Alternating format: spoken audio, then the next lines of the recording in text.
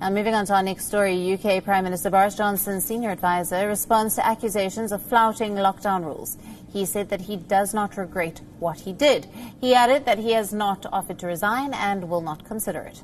He further added that he dealt with the situation in a way that created the least amount of risk to the people concerned. Now, before we get to the details of the press conference, let's look at the accusations in detail. Cummings has been under pressure since media reported that he had travelled from London to Durham in northern England in late March.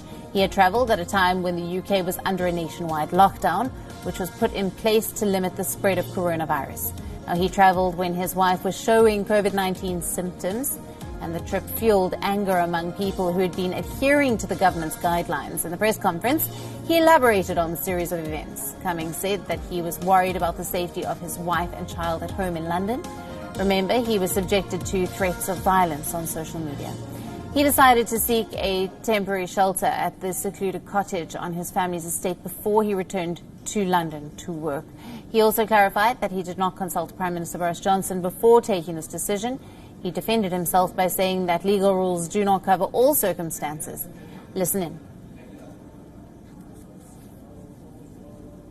I can understand that some people will argue that I should have stayed at my home in London throughout.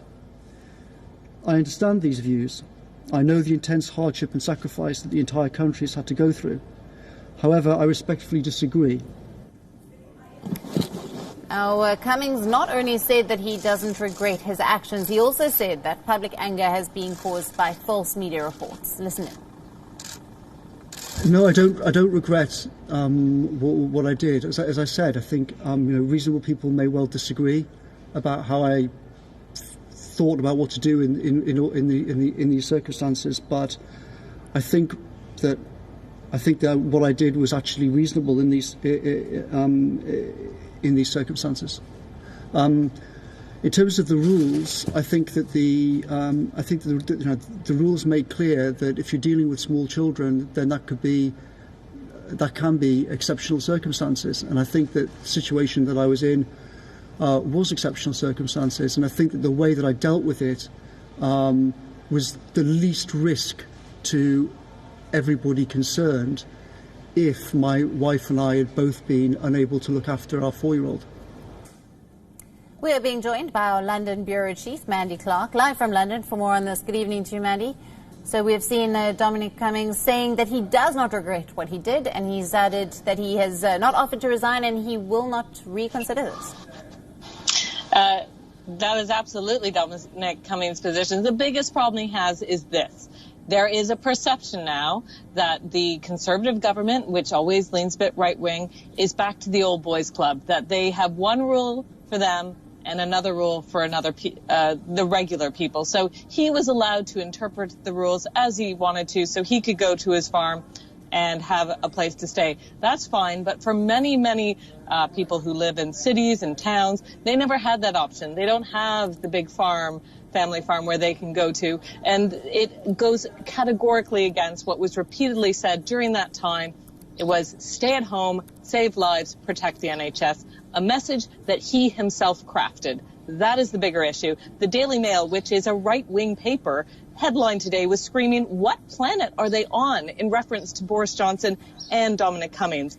He is notoriously anti-media, so we heard again those accusations of fake news. But when a journalist did say, look, you're blaming the media, your own scientific body says your ability to reinterpret the message to your liking is going to put more lives at risk. He didn't have a lot to say. So he held a press conference. He tried to come as sincere as possible, and I think a lot of people who would listen to it would have felt and sympathized with him. But it didn't get past the message that there's one rule for some people and another rule for other people, and that will go against their very new base, which is more average people, working class. It's not, and it shouldn't be, the old Tory base.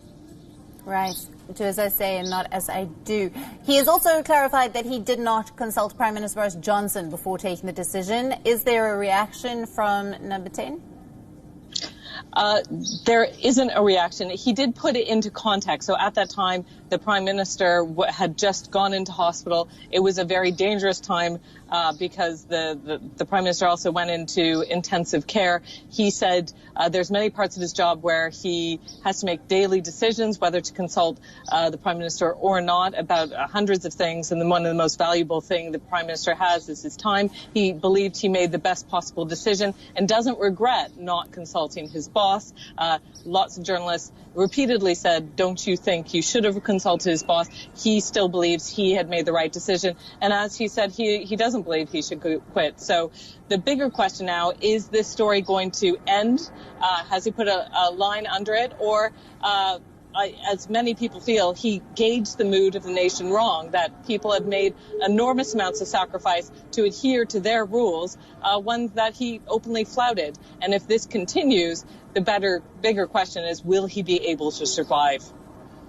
Mandy, thank you for that report. That's our London Bureau Chief, Mandy Clark, bringing us the latest there from London.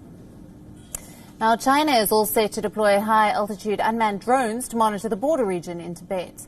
Chinese media has reported that the unmanned drone, which can relay real-time information, has completed its maiden test flight. China's first unmanned helicopter drone has been designed to fly in plateau areas. It is capable of firing and conducting reconnaissance from a high altitude. The AR-500C unmanned helicopter has the ability to relay communication from a high altitude. It could help safeguard China's southwestern borders with India in Tibet. Now, the new drone and its deployment are part of the aggressive narrative put forward by China that it's India which is to blame for the soaring tension at the border in Sikkim and Ladakh sectors.